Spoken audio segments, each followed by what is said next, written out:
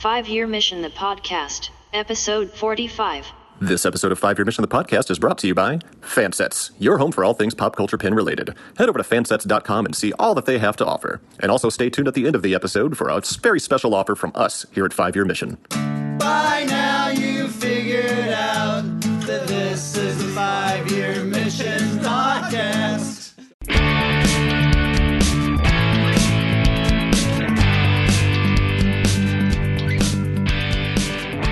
Welcome to 5-Year Mission, the podcast, the only podcast hosted by a band called 5-Year Mission.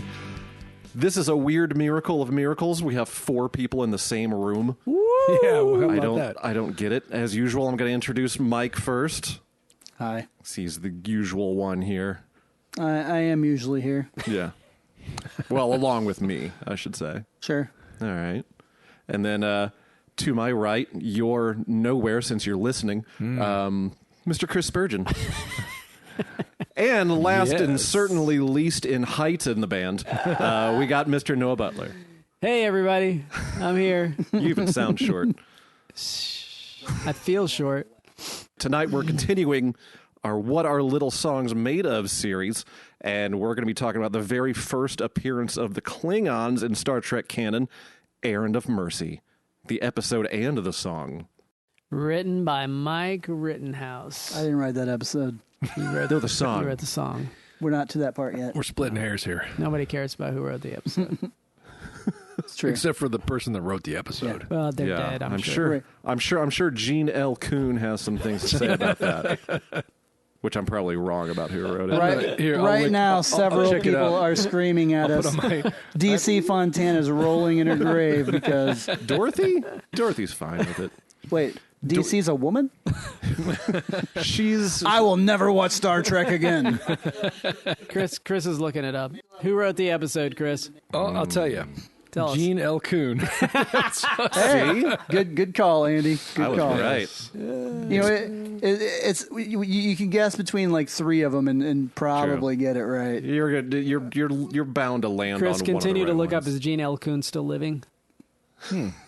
Or is he rolling over in his grave? Is he rolling over his grave, or is he shaking his is he fist? going to write us an angry letter? Gene L. Kuhn Boy, the suspense. released The Mortal Coil July 8th, 1973. So that's been a while. Before I was born. his bones might be rolling. All right. You guys want to start this off? Yeah. We going to talk about the episode first? Episode first. Episode first. All right. What's this episode about, guys? Besides Klingons. Is it about Klingons? Sure. It's about The Organians. the Organians. The most chill race in the universe, apparently. They're like, Kirk comes out, he's like, hey, the Klingons are coming. They're going to turn this into a slave planet. And the Organians are just like, yeah, whatever. Yeah, We're fine. Kirk and crew go to help the Organians, and the Organians are like, no thanks. Yeah. Hey, Mike, We got this. do you know the Organians? Yeah, we done occupied that. There we go. There you go. There we go. That's where you know, Slow on the uptake on that. I did not get that. I knew If the- Andy had said it, if he said, y'all know Organia, I would have got that. Yeah, we done occupied I knew where that. you were going, but I couldn't think it. I was like, wait, what comes next? All I could hear was Mike saying that line. Yeah, we done occupied that. No, you got to do it much higher. We done occupied that. Referencing another Mike Rittenhouse classic. So, this episode, it is, it's kind of emasculating for Kirk a little bit. Oh, very much. Because he comes in like, riding his white steed, and they're like, what are you doing? So we're here representing the Federation. We can offer you food, and we can offer you weapons and training and all this stuff and protection. Organians are like, nah, we're good. With a smile. Like, Yeah. God, so smug, the Organians. Think they can do everything. the Klingons and the Federation end up at odds, right? Because they're both there. Oh, yeah. And the Organians are the ones that have to stop them from fighting. Yeah. Well, the Klingons show up and they want to occupy the planet. Yeah. Yeah. And the only thing that could stop it would be like some kind of omnipotent beings. Well, because Kor just walks in, and he's just like, yeah, this planet's ours now. And the Organians are like, okay, with that weird little hand gesture that they do. Because they don't want to fight. Oh, the Organians? No. No. I mean, they swear to Kirk up and down that, like, we'll be fine. It'll be fine.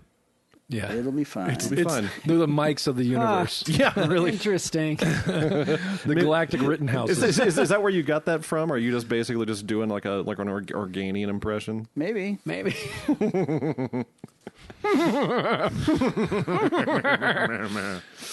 So, on a little aside, I showed my 9-year-old daughter her very first Star Trek episode, and it was The Trouble with Tribbles, which has Klingons. Which is usually a good spot to start It's kids with. Yeah, a good starting point. But like when she saw the Klingons, like I was like, those are the Klingons, and it was pretty obvious that they were the Klingons. But she was just like, they look like humans. Yeah. And I was like, well, yeah, they kind of do, but they've got the facial hair and stuff, and they're different outfits. They're Klingons. And they're kind of brown. Yeah, and she's just kind of like, whatever, dude.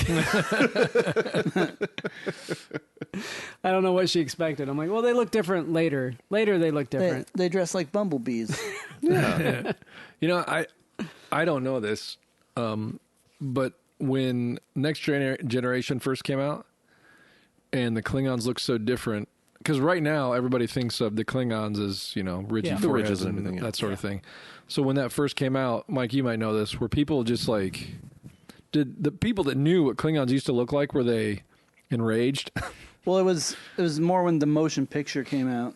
Oh, that's right. Yeah. That was the first. And they had the Klingons in that, and I they were like that. their ridges went like way back. They looked like they had like receding hairlines. Yeah, and they still kind of do. They kind of looked like Ted from Scrubs. Well, they didn't retcon that till animated series. Is that where? No, what was when they had the virus thing that they, or was that you're DS9? talking about on Enterprise. Enterprise. Yeah, so Enterprise retconned it and explained the difference. Finally, that's right. But yeah, when the motion picture came out, people were like, "Those aren't Klingons." Okay, and then they kind of morphed over the next few movies. Like they still kind of looked like the motion picture, but they got a little more detailed. Yeah. Was there ever any explanation as to why, like, for the motion picture, they decided to just do a kind of an overhaul? I think the excuse was just that they couldn't afford to do that kind of thing on the original series. In the 60s. And because it was a big budget movie, they could afford makeup and effects.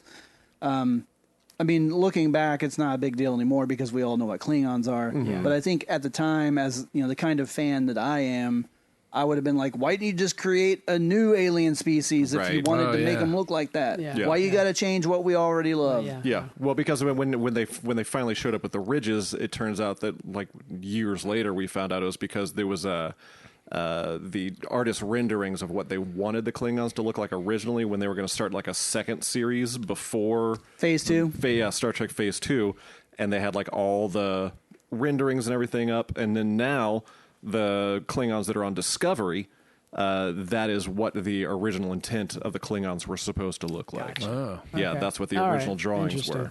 Yeah. Huh. And it's weird because there's also a weird little deep cut of one of the crowd members in Galaxy Quest that you see him It looks side like by a side. Discovery Klingon. Yeah. Yeah. It's like, oh, Discovery stole this from blah, blah, blah. It's like, no, more than likely Galaxy Quest knew a little bit about Phase 2 in those drawings, and they probably did that as like a weird deep cut nod that most people wouldn't get. Yeah. I have a feeling that's the case. I'm not sure if that's true or not, but that's just me. You'll have to ask Tim Allen. Yeah, all those conventions that Tim Allen's going to be doing any day now. You could probably find Justin Long before you could find Tim Allen. You can find Justin Long. Yeah. He's Long's probably everywhere. working down at Marathon. He and his brother just released a movie last year. Yeah. Oh, yeah, that's right. Yep. Yeah. He's still doing stuff. Good for Justin Long of Galaxy Quest. It has nothing to do with Errand Mercy. That's right. But we digress. So what else happened in this episode? So Kirk is all like, why won't you stand up for yourselves? Tell these Klingons to get lost. And the Organians like, we don't care. It's very macho. And we just want everybody to be happy and live in peace, and they just like won't stand up for themselves. So Kirk decides to take it upon himself to stand up for them. Yeah. And there's this whole scene where he and Spock are like running around. Kirk just happens to have like a yellow cloak, and Spock just happens to have like a blue cloak. Yeah, like Spock is dressed exactly like Prince Valiant. But they're like running around like beating up Klingons and trying to blow some shit up. Oh, the munitions dump of boxes next to the stairs. Yeah. And then when they blow it up, they just basically run across to another flat wall. Don't get behind anything, and then it just blows to holy hell. Yeah, don't they just cower against the wall? Yeah, well, they didn't even make it all the way to the wall before it blew up. I was laughing about that last night when I was watching this. So the Klingons and the Feds, as you like to call them, they're kind of going at each other, and finally they're Organians, they've had enough, and they're like, guess what? We're glowy, omnipotent beings, and you guys suck. And then they like snap their fingers, and everything disappears or whatever. Oh no! All the weapons become like 500 degrees. Yeah, they can't even hold them. Even on the Enterprise, they can't touch the controls of the Enterprise. Yeah, they shut down all weapons, and the only thing they only have like auxiliary power going and everything. And same thing with the Klingon ships that are in orbit too. And everybody learns a lesson. More or less, yeah. Well, like Spock in the end, because like the Organians turn into the glowing balls of light and go away because they're like, we've surpassed your humanoid form, and we're moving on.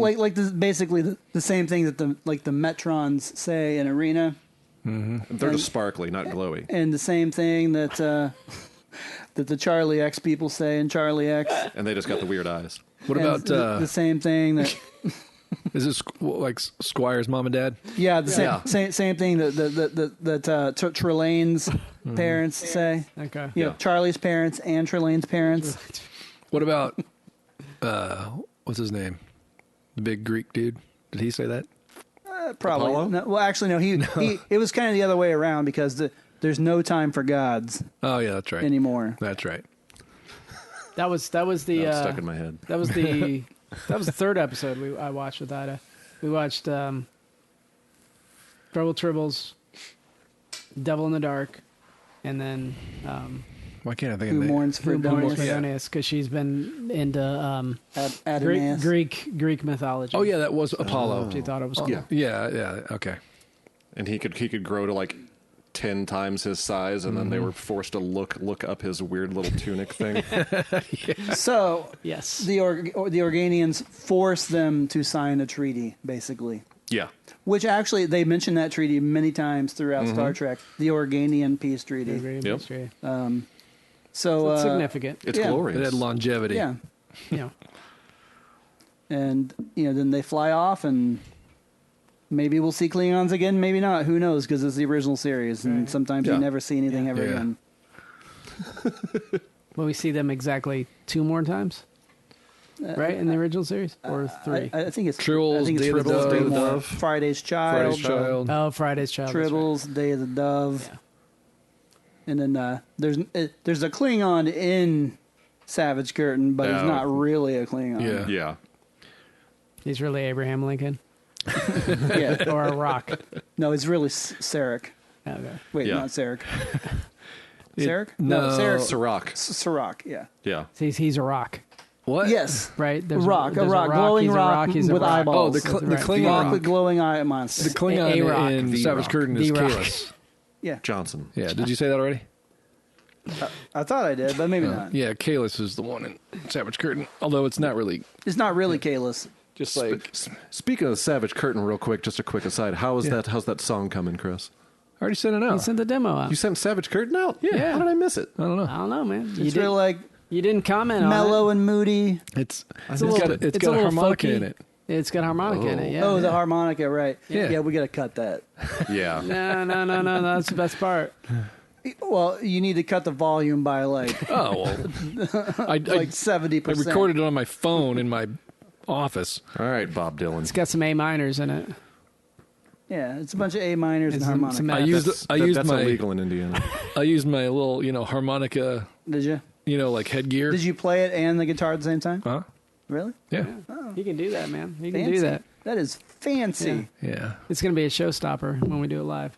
A real show stopper. Chris can just do it by himself. We'll all walk out in the audience. Take a little break. Yeah. It'll be great for acoustic. Yeah. We'll do that instead of Menagerie. Nobody likes Menagerie. Yeah, nobody. Nobody. So anyway, Mike. Speaking of Errand of Mercy, Yeah, speaking of Errand of Mercy, Mike, how did you go about getting the idea of how you wanted to go about writing this song, like the subject matter wise? Well, Well, let's see. I have some notes do you have here. notes? Okay, Yeah, good. I do have some notes. While I'm bringing up my notes, I will share the thing that Patrick mentioned about this song, since he couldn't be here. He reminded me that he actually had Errand of Mercy when we drew the Oh, songs. that's right. I had no And- memory of that. Yeah, I forgot until he mentioned it. Yeah. And I had Tomorrow's Yesterday. yeah. And he always loved Tomorrow's Yesterday is one of his favorite episodes. So I traded him for this one. I think it was a good trade because It worked out. both Yeah. songs are really good. Yeah. All right, so I got my notes up. I have no notes about writing the song. So Wow. so yeah, I mean, it's been so long, it's hard to really remember. But Which is why we're doing these for posterity. Posterity. Posterity. usually my method is, I'll watch the episode, I'll take notes, I'll kind of maybe watch it another time.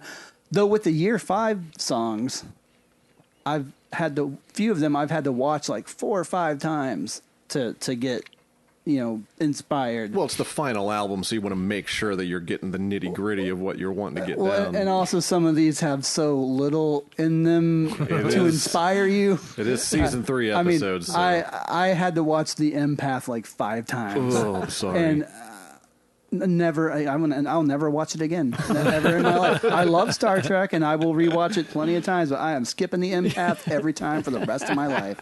I do not need to watch that ever again. No. So, the episode Errand of Mercy has a lot of good content in it. I mean, yeah. it's the first appearance of the Klingons, great characters like Kor and the Organians. So, I had a lot to work with. There's a lot of really good lines in the episode too, which I kind of took a couple of them and used them as lyrics. Like I think the opening. I'm a lyric- soldier, not a diplomat. Yeah, it's like directly a line that Kirk says. Yeah. Which I think if I remember right, I just wrote that line down in my notes, and it was one of the first things on my paper. Yeah. And so I just sang it as the first line, and it worked. So what I did with the lyrics is each verse is from the point of view of one of the factions in the episode. Okay. So the first verse is Kirk, like him pleading that the Gorganians need to stand up for themselves, and Yeah. these Klingons are here to, occupy them. And then the second verse is the Klingons, saying you need to submit to us, and we're here. Well, actually, the line they do say we're here to occupy. That's the line in the song. But that's them. And then the third and last verse is from the Organians' viewpoint. What's the first line of that one? It's Is that we are a peaceful, simple race. Violence is simply not our way. Which I think are Why don't you put your weapons away? almost verbatim something they say in the episode. Yeah, I remember them saying we are a peaceful, simple race. Yeah. So I mean, the lyrics were not too hard to write because I had a lot of content to work with. I think probably with this one, it was more of a matter of having to be selective of what to use because there was more than I needed. Yeah. As opposed to the impasse that has nothing I can use. There's a girl that doesn't talk. Thanks, Star Trek. Next question. Now, was there did you already have kind of a style in mind when you first watched the episode? Like what you kind of wanted to go for, an energy of sorts that you wanted to purvey? Not really. You mean like the style of the song? Yeah. I think I like that opening riff was something I had been playing around with that wasn't necessarily related to that episode. It was just something I was doing at the time. I'm like, maybe I'll use that. And originally it wasn't quite so aggressive as the song is. Yeah. It became that as I wrote the song, and especially once we started playing it, Yeah. it was like, yes, this is definitely a fast, like driving, like rock punk kind of song. Yeah. But originally it was I had more like open string strumming with like playing that melody, that na na na na na na na, like, and actually I had written it in E, and once we started playing it, we actually changed the key because I think the only time in my entire life a song was in too low of a key for me.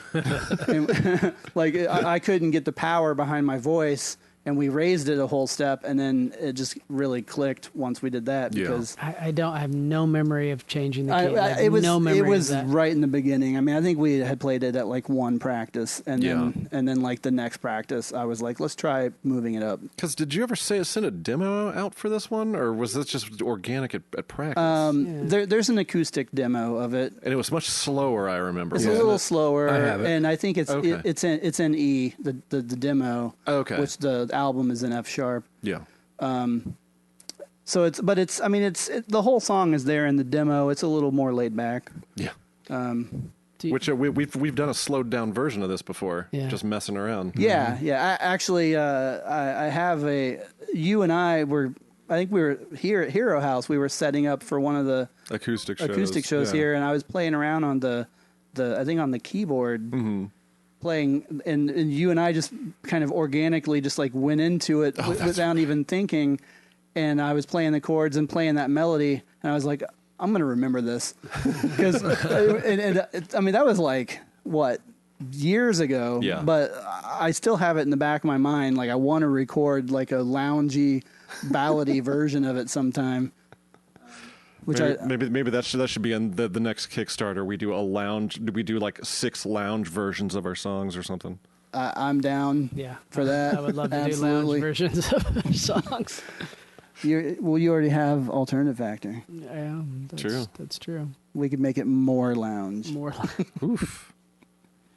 Is that So possible? how did I wind up on lead guitar on that? That I have no memory. Like I have very little memory of this song and the whole process of anything behind it. Well, back then, I mean, the only thing we only had year one. Yeah. Yeah. I mean, this was This was the first single that we sort of did for the. This was actually Yeah, because first single I off remember of year we two, printed up those things with core on them. yeah right? those actual like singles that we With this did. giant upper lip thing. Yeah. Actually, I think this was the last of the singles that we did because we stopped doing those. No, we did it because we did the one for Spock's Spock's Dog. We did Spock's Dog. That's Yeah. right. Yeah. So we did 3. Miri. Kind of did 3 We did. singles. Yeah, this we did Miri and the Cage, and then we did Errand to Mercy. Oh yeah. An Errand of Mercy. And then Spock's we did Spock's Dog. Okay. I don't think we ever did any other ones, Yeah. unless you count the. That's because people stopped using CDs. Well, yeah, unless you Vegas count ones. the Take a Ride and Take a Beam Ride and Beam Down Down. singles. Yeah. Did we print those up on Yeah, CD? we gave them Yeah, out. we gave them out at at Vegas. Well, I remember early on, Mike had this like giant CD replicator in his Yeah. Oh, the big basement, burner, like yeah. the big CD burner thing. That's right. And It was like it would like print on it too. It was yeah, fancy. it was like a big printed deal. on the disc. Yeah, Yeah. that thing was gigantic. It was. It was crazy, It took up like half a room. It was a supercomputer. and it broke pretty early. Yeah, right? it was like it only worked half the time anyway. Anyway, yeah. And eventually we were just like, screw this thing. But we digress. Yeah. So anyway, like somehow I got on lead for it, Oh, right. which is fine because I got to play octave chords, which is Yeah. about the only thing I know how to play lead wise. Well, what I started to say is back then, all we had was year one, and on that album, it was just kind of like whatever instrument you were on, the day that we decided to try practice working it, on a yeah. song, that's what you ended up on. Yeah. It's like we weren't really calling out what we wanted, like we do now. Yeah. and Patrick was on bass on like a couple of songs, but he wasn't really on he was on guitar on almost Right, everything. This is like the first. This was like the first song he was on keys. Oh yeah, right? this is Very this is first one. song he was I think on it's keys. one of the only 2 songs, maybe 3 songs that he's on keys. Yeah. So it's definitely the first one, and I think that was the whole point. Was we were like, you know what, Patrick, you need to be on keys on something. Yeah. And he was like, sure, whatever, that's fine. Yeah. Okay. So yeah, you ended up on guitar, and and to this day, like every time we pull this song out, like we're gonna play it, you're like, what are those notes again? That's okay. On bass, I think this is probably my most screwed up song. Like we played when we played at Radio. Was that the recording we had? It was the live album that we have. I was at least a half step off almost the entire We time. have some beautiful proof of that, It was that only a few people tragic. have heard. Yeah. Well, because this song, I really wanted to play bass on more songs. I think The Cage was the only song I played bass on. You played it on in year 1. Enemy Within. Oh yeah, Enemy Within, but we never played that live. Yeah. You only played bass on 2 songs on year year one. 1, really? I think so. Yeah. Yeah, and so I really wanted to, so I did Tomorrow's Yesterday and this one, and I think I'm sure a couple others. Right here, my last note for Errand of Mercy on my list. Yeah. Cool bass. Cool. But Well, is it and cool in the quotes? reason for that is because I wanted, it was very root notey for both the Cage and Enemy Within, and so I wanted to play bass, and I'm not really. I've played a lot more bass now, but I wasn't really what you would consider a bass player at the time. But I had played with a guy by the name of Nathan Gray, and the guy is a savant on the bass, and he's just so good. And so I hit him up, and I went over to his place and kind of told him what I wanted to do, and gave him a little, and he just gave me some advice about, how to do it better and that sort of thing. And so that's where that came from. But every time we play it, if I can't hear what's going on, then it's a disaster, because there's so much movement. I have to be able to hear it, and I don't play, and I probably should be better at this, but I don't play by feel a lot. I got to look a lot of times. Yeah. Especially on bass, because it's not my first instrument. And so if I don't hear it, I can look, but if I'm doing the right things pattern wise, that I can do that. But if I'm in the wrong place and I don't realize it because I can't hear it, then I'll play the entire song in the wrong key. I feel you on that, because for the most part on this, I'm like, for most of the chorus, especially in all the choruses, I'm playing octave chords, and it's the same thing. Like they don't make sense. Like I don't have a memory map of where my fingers go. Like every time I sort of have to relearn it, and it doesn't make any sense to me where like there's a lot of weird half step things that don't, like, it doesn't follow the pattern that I think in my head it should follow. Yeah. And so I have to really, really like memorize it and know where these octaves are going when I do it. And it's all over the neck, and it's like from the way down to way up high. And I just got to remember it. And it's a tough one. Yeah. I'm the same. And it's fast. And so I'm moving a lot. And if you happen to get mixed up or whatever and you get off, it's really difficult to get back. Like everyone else is like 2 chords ahead of you by the time you figure out what you should have been playing. I've actually had times where I just stop and listen and jump back in. Yeah. And again, that's when I can hear it. So, but I've always been really happy about what I came up with, because Nate and I worked on it, but the idea was mine, and I knew where I wanted to go with it, and it was just a matter of execution that he helped me with. Mm-hmm. So that was the first song that we did that I really challenged myself with a bass part. And so I was, that's one of those that has, even though it has a lot of potential for me screwing it up. And I've had plenty of times where, I played it great, but, it'll always be one of those songs where I'm like, okay, yeah, this is where my bass playing started, Huh. Does anybody still have a copy of the single with the picture of who's on the cover? I think it's Core. 'Cause we did all the singles sort of in the same style. Yeah, they have the like a yellow circle background and the blue circle Yeah. and somebody. I know I have the artwork still. I might still have a single. I was like, I might have one I had somewhere. collected have them. mine. Like I don't keep a lot of things, but I had kept those singles. But I feel like I don't have that one. Like What I color know was I that have one? Miri. Blue. I think it was don't- blue That one because was the blue? album was blue. Yeah. Yeah, that's right. Because Miri and the Yeah. Cage were both yellow, Yeah, and then that's right. Spock's dog was I might pink. not have a Cage one either. Like I thought I had. I don't. I them all, don't but think I ever got one of the I- Cage ones. Like, I would hope we still have, like, between us, I hope that we still have, like, I can't one remember copy what of was each. on the cover of the Cage. Was I it don't, Pike? I don't Pike, remember it yeah. either.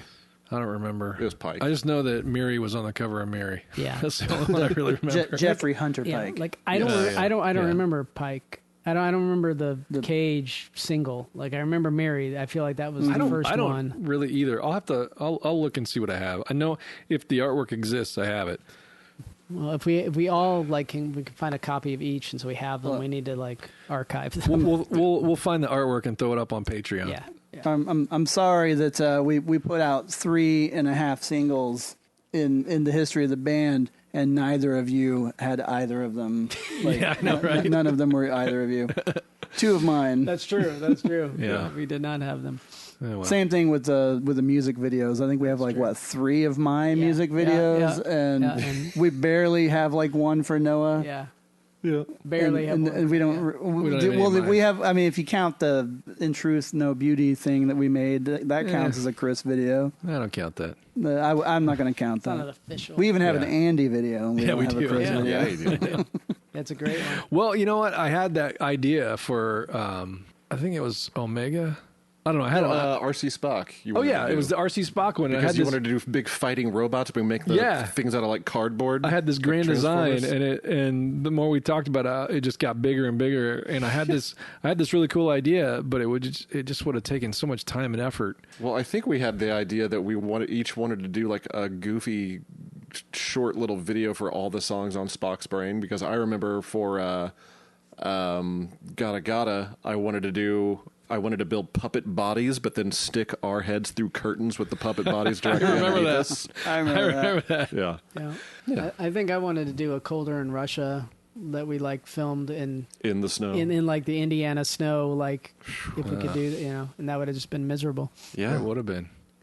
You're I correct. still say we need to just surreptitiously do like a video for Day of the Dove. Oh, yeah, I Even think though we it's should in do. theaters. I've I actually thought agree. about animating one, Oh God! but that would be an undertaking. Yeah. I have ideas. I mean, Wait. like the old animation that you used to do for the Yeah. Yeah, the old cuts. podcast. Yeah. Only probably like I thought about doing it, but instead of us, use images of the actual guys from the show. So have like a little Arnie see. D and a little Kor and a little Koloth and a little Korax and a King. I don't know. I think Have it should them be all. us. Although I'd love to do a follow up to. Well, it would be funny because we'd all Tribbles. be old. Right. Yeah. Well, Like, if we did it as us, like we would all be so much older. Yeah, that's right. you know, Look obviously the, older. the theme of the song. They're back. It could take place at any point Yeah. after Yeah. after Day of the Dove. So this could be 10 years later. Yep. Arnie D's getting busted out of jail finally. How long was he in for? Did they say? I don't think they ever. I mean, he showed up on D Space Nine, and once they reveal who Trials he and is, tribulations. he says that he spent some time in a penal colony, Yeah. but he never. I don't think they say exactly how long. Because I know Cyrano Jones was 17 17 years, to life, right? Yeah. It would take him 17 years to collect all the tribbles. Yeah. Yeah. That's a pretty generous estimate Yeah. for tribbles. So one of the things with the Errand of Mercy song that I always thought was kind of cool is that it was actually it's the first song I know of ours where we did this where I'm the main vocalist on the song, but I have Patrick singing along with me throughout the verse, Yeah.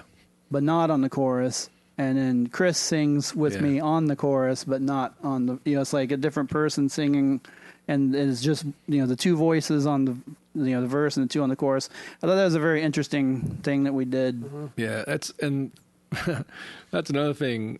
The most difficult part on the bass is during the chorus, and that's where I sing. I know. But I remember working on this song and trying to get that vocal right, because for some reason we were having a lot of trouble with it, just like syncing up the vocal, learning the words, well, I both know of us, and the words like the cadence doesn't seem weird to me. Yeah, but I guess it's weird to you guys because both of you thought that some of the rhythms that I used and some, the way the words are spread out were kind of a weird choice. I don't remember that, but I do. I think maybe while playing, it made it difficult. Yeah, your part is way more intricate than what I'm playing. But I was also just more about pitch, like getting, finding the right spot. I think for a while I was having difficulty finding that spot to match, to harmonize the way it sounds good. It's either too high or too low, and it was a challenge. But I mean, it eventually worked figured out. it out. I'm pretty happy with what we have. Yeah, I am too.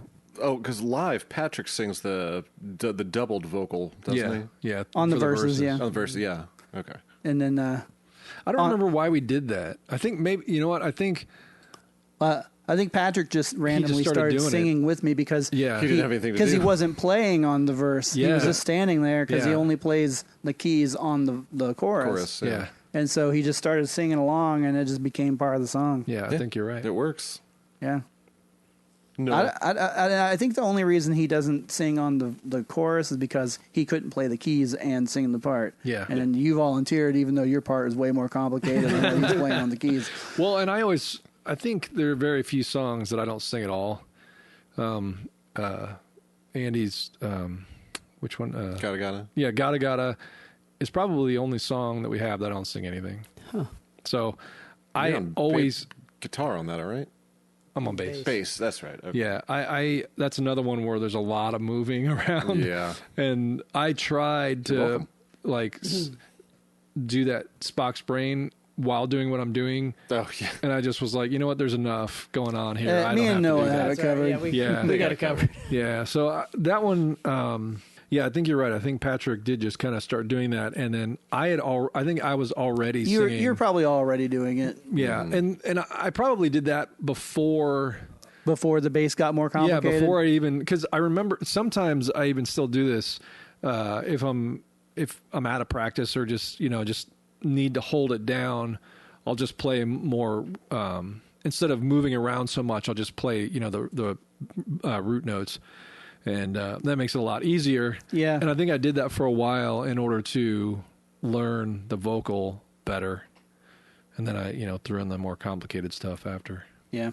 I think if I had to choose between the two, I would probably choose the bass over the vocal. I'm not saying one's better than the other, but if we had to, if you could only do one live, I'd probably rather you do the bass. The bass part. is more interesting. I mean, exactly. It's always nice to have those harmonies, but with the harmonies, you always have if a harmony is off, right? Exactly. It's glaring. And that's not about you. That's about me. Yeah, and if the bass is a half step off the entire time, no one notices. Apparently. One thing that sticks out in my mind that I remember is our choice, and maybe you remember why we did this or whatever, but I love it. Like our choice at the very beginning of the song, we did like this weird compressed AM radio sort of weird beginning to it before it, and then like a backward cymbal thing until it kicks in full volume. Yeah, and I love that, and I'm so glad we did that. I just I don't remember why we decided to do that or where it came from. I think I just randomly did that for the demo. I think no, because or not the demo. The single. Yeah, because I remember suggesting that to you because I want to say I was listening to 9 Inch Nails at some point, and they did that where they started off as kind of sounded like an AM radio kind of fuzz to it, and then it just kicks in. I was listening. So much powerful. I was listening to a lot of stuff at the time. Yeah. Also, that did that. Like some No Effects songs and you know I know Andy doesn't like them, but Goldfinger, they have a lot of songs. Superchunk does it. Yeah, and New Bruises off of New Bruises, yeah. Yeah. And I was listening at the time. I think I even played it for you at the time, saying like, "Yeah, this is cool. Do something like this." It was a Block Party song, I think called "Little Thoughts." I think is what it was called. But it does the same thing where like it's clearly like the kick drum mic or something that's picking up all the other instruments until it all kicks in and they do the full volume thing. I you know, and also with year 2, like year 1, I think we did a really great job with, you know, the recording, the editing, mixing. With year 2, I felt like we were, you know, pushing that envelope a little farther. And so especially doing it all within a year. We opened it up a lot more. Yeah, we're getting a little more experimental and creative. Still can't believe we did that. And since, you know, I was just that song, I like, since we were putting it out as a single, you know, I thought, well, they'll put this in and play it, and it's going to sound cheap, you know, and then it's going to open up and like surprise them. Like, guess what? We're even better. You know? We just blew your speakers out. I feel like we had I think, again, correct me if I'm wrong, but I feel like the idea was to have that on the single, and then we were going to have it like. Not like on the album. Opened up on the album, you're right, but we liked it so much in the single. We're like, let's just keep it like that. I think that's exactly what happened. Yeah, I'm pretty sure that's right. And I can't believe, like Andy and I were exchanging looks. Like, I can't believe we did like year 1 and year 2, like back to back in 2 years. Each one in a year. Yeah, like we did each year. Like, okay, it's insane. We really started working on year 1 as a full band, like right around the start of 2010. Yeah. And we released it in November of 2010. Like, we did not, you know, we had, I think, just about all the songs written by that point, but not. So you did. Well, except for like 2, maybe. Yeah, but like not like rehearsed. Like, we didn't like work them out as a band. We did all of that and recorded it in like 6 months. Yeah. And then Then we we turned around and did it again for year 2. Yeah, year 2 was like November the next year, right? Yeah. But by the time we had put out year 1, we had like half of the songs written for year 2. Yeah. And then by 1 year later, we had finished writing, recording everything, that entire album, and put it out. That's insane. And then that was actually going to be our goal from there on. 1 album a year. Yeah, and then we were like, Nope. no. But we did Tribbles the next year, didn't we? Tribbles we did the next. It took us a year and a half because we released Tribbles in the summer. Okay. During the making of year 2, I was working overnight at the hotel. Yeah. At the La Quinta and Inn. working every day at Hero House. Like, Yep. I had remember that. no time, no life, nothing. Yeah. Well, that may have helped. Yeah. That may have helped that whole process. We did 2 16-track albums back to back, 1 year, and then we did a 7-track album, and it took us a year and a half. And then we started to think, And then it was like another year and a Everything half slowed before the down. next one. Yeah. Then 2 years until the next one. 2 years. And then 2 years. 4 years. And then 4 years. And year 5 has taken us the longest, for sure. well, each album. Of course, we had a pandemic, lasted 2 years. Each album took the amount of times the last album, the number was. So That's year, right. Year two took 1 year. Year 3 took 2 years. Year 4 took 3 years. And year 5 has taken 4 years. We haven't released year 5 yet. But we haven't. Not yet. You heard it here first, folks. This is all purposeful. Yeah, that's right. It was planned all the along. Great plan. It was a pandemic. That's right. The album's not the 5-year mission is coronavirus. the name, not the mission. That's right, which we get so much. I know. It's like, oh, what happened to the 5-year mission? You guys are running a little behind, aren't you? Yeah. It was never the idea. Right. Yeah. You don't see Smashing Pumpkins going around smashing pumpkins, do you? And Mike and I No, threw they're just around. getting stars on the Hollywood Walk of Fame. That's right. I think we originally threw around calling it Alexander Courage instead of 5-year mission. Really yeah? early on. Yeah. I didn't know that. God. That wouldn't have locked us into the. We would have got in trouble for that. We probably would Well, have got in trouble. especially considering that Alexander Courage is one of these similar artists on our page on Spotify. Yeah, that would. Well, and we use one of his Yeah. The Yeah. first several notes in our first song is one of his I think- pieces of Well, music. regardless, that's a cool ass name. He's got a cool name. It is. That Yeah. guy's got a great name. I think Google would not have been kind to us had we been No. Alexander Courage. we should have called ourselves the Courages, and you could be Noah Courage. Alexander and the Courages. Yeah, I would be Mike Courage, Chris Courage. Oh yeah, alliteration. I Yeah. like it. Any courage. Jeez. Yeah, currently on Spotify, fans also like Warp 11, Leonard Nimoy, Christopher Westlake, Ron Jones, Alexander Courage, Dennis McCarthy. Ooh, Spock is now one of them, S-P-O-C-K. Oh, yeah. At least most of them make sense. Yeah. And then the rest of them are just still like the weird ones that Random stuff. everybody has. So back to Errand of Mercy. Yes. It's kind of mutated slightly over the years since we played it so much. Not as much as some of the other songs have, but the way I sing it, I think it's probably changed the most. Like some of the lines I You sing mess around with it. are different. It's just like with I do the same thing with Doomsday Machine, where it's all like calculated and whatever on the album, and then once we play it so many times, I'm like, okay, I'm gonna play around with this, and it's kind of loosened up a little bit. Well, I think it makes it more interesting for people who have seen us a bunch of times too. When Yeah. you do something a little different that doesn't sound like a mistake, it sounds like you're doing it on purpose. It gives, somebody who has seen it a bunch of times, something different to see Yeah. and notice. Because it's fun for us to play. I mean, I don't know about you guys, but I love our music. I enjoy playing it. Yeah. Repeatedly. But if we're getting bored of it, they're probably getting bored of it. Oh, this is one of my favorite songs to play live. Yeah. Actually, I was going to say something about that. Of all of my songs, this one is, maybe not the top of the list, but it's up there of ones that I don't mind just playing over and over. It's short and it's fun. Well, this is one of two songs where I actually have to take off my glasses because I know for a fact that they're going to go flying off of my head if I don't. And they're both my songs. The other No. one, no. The other one's gotta. Oh, okay. Yeah. I thought you did that on Doomsday also. Sometimes. Yeah. Depends on how I'm feeling, where it is in the set. The only other memory I have from recording it, actually I have two. One of them is You get one. is Noah. On year one, he made fun of me because all of my songs were epically long, in his opinion. That's right. And so in a way, this song was a challenge. I was like, you know what? I'm going to write a song shorter than any of Noah's songs.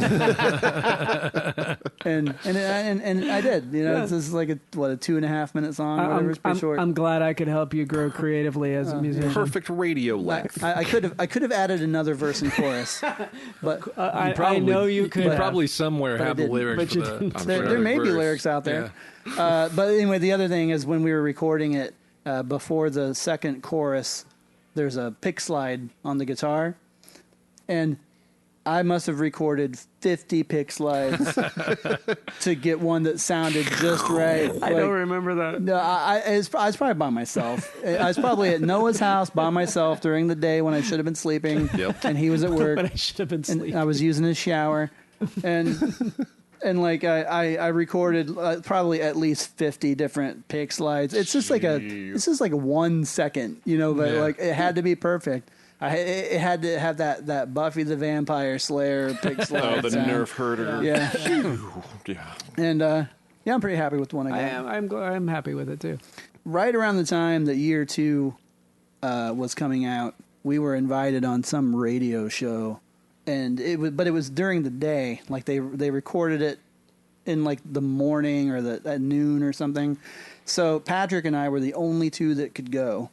I don't remember this at I all. don't remember it at all. Yeah, I didn't. The thing is, the thing didn't air until like midnight, the next week or whatever. But Is it a local show here? yeah, it was something. Actually, what's his name? Is it the Free Zone? Punk Shot Tom? shots. Tom. Yeah. The Free Zone. the Free Zone? It aired from out of the Yeah, University of yeah. Indianapolis, right down Yeah, right down the road. that's the one. Yeah. So Patrick and I went and we did it, and it was just the two of us with guitars, but this is one of the songs that we did. I remember that. I don't remember that. I do remember that.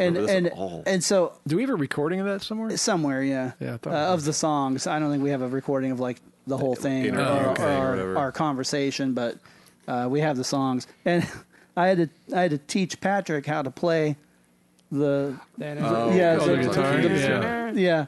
And so for like 5 minutes, I'm like showing him how to do this, and then we started the song like 5 times until we actually finished it because one of the two of us kept messing it up. Well, at least it wasn't live radio, I guess. No, it was lucky that it was. I think in the final broadcast he included one of the mess ups, but luckily, it's comedy.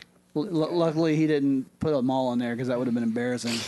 But I always thought that was and Patrick he played that, but then he sang the keyboard part with his voice. What? Yeah, I would love to hear a recording. Yeah, maybe that recording lives somewhere. It's we got to find that it's somewhere. I have it somewhere. Yeah. I think I'll have to see if I can find it. That'll be another that'd be- Patreon goodie. Yeah, that'll be a nice Patreon exclusive. Yeah. And I looked it up. It's 2 minutes and 51 seconds. The recording is. Oh, under 3. Nice. Going under 3 is. Yeah. That's, Oh, and I that's also looked it amazing. up. That is, especially when it doesn't feel like. I have trouble doing that. Yeah. And I also looked it up, and Arn Darvin was, it didn't say how long he was in prison, but it was on Cardassia Prime during the Klingon-Cardassian War. So not even. So they didn't even keep him incarcerated after the Trouble with Tribbles events. Nope. What Jeez. a slime bag.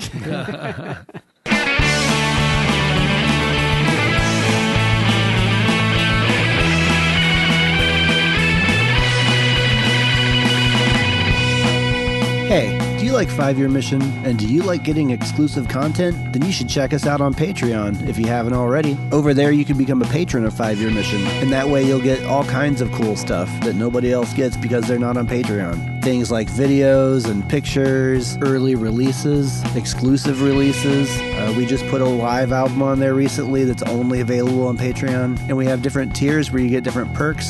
You can be a lieutenant commander, you can be a captain, you can be an admiral, and one of the perks for being an admiral is that you get to be a producer on this podcast. Currently, our admiral producers are Neil Carpenter, Roxy and Becky, Carol Jones, Jen Tift, Helen Lake, Steve and Frankie Palopoli, Debbie Rinke, Madison Rachel Jones, and of course, Jim Morehouse.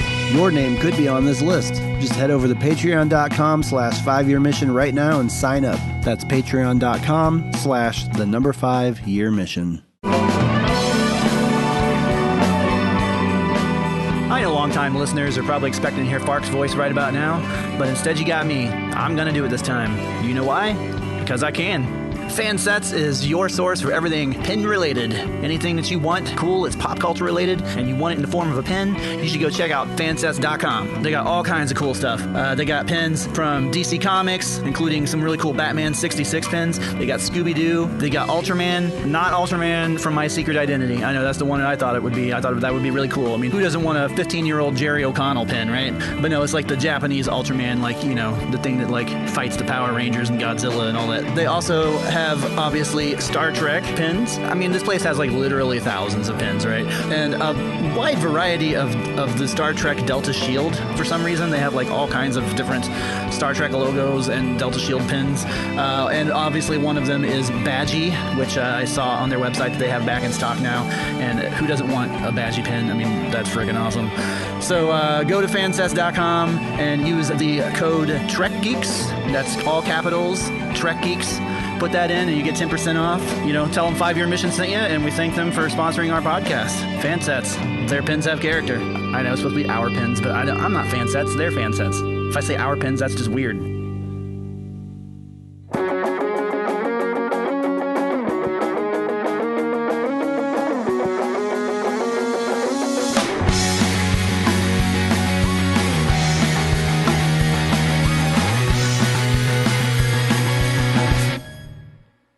I'm a soldier, not a diplomat. Your culture's been arrested in the past. For help, you only need to ask. You should stand up for yourselves. You speak of courage, but does courage mean so little to you? You know war is our way of life. We are here now to you will die. We require your obedience. You will follow our rules and regulations to the T. Sentimentality, are emotions of peace. Organia, trust is there, smiling as the armies move in. What will it take to get them to stand up for what they believe in?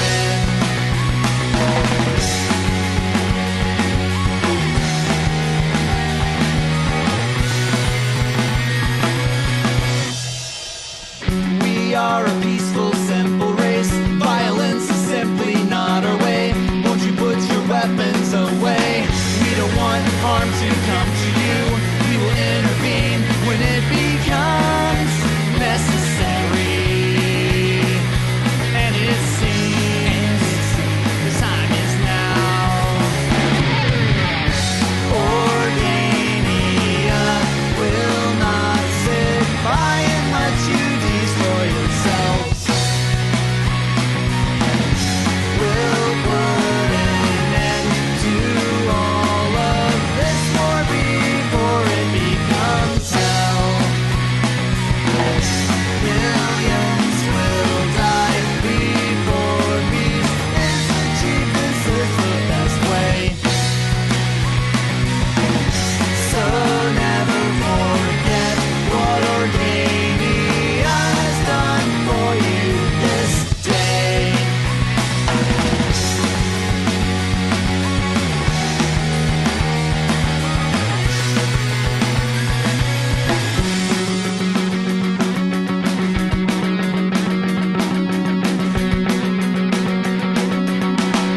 I think that's going to wrap it up for our little discussion about Errand and Mercy, the song and the episode.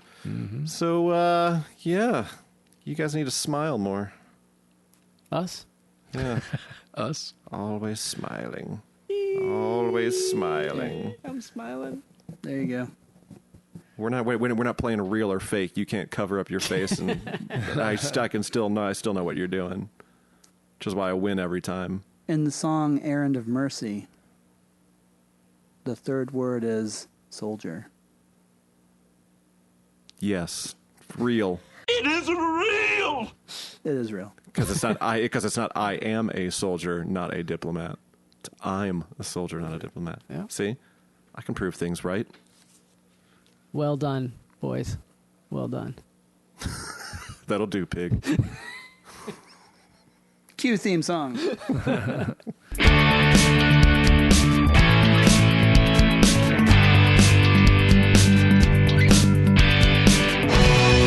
I sure want to leave.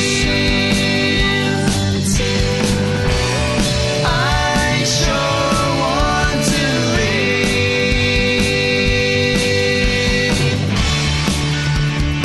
leave. Thank you for listening to this episode of 5-Year Mission, the podcast. If any of you are interested in listening to more of our music, you can check us out on YouTube or Spotify or iTunes or pretty much anywhere that you can listen to music. Just search for 5-Year Mission and we should be the first thing that comes up. If you would like to contact us in regards to the podcast or anything else that you want to talk to us about, you can email us at 5yearmissionband@gmail.com. And for more information about the band, you can go to 5yearmission.net and also follow us on Facebook, Instagram, and Twitter.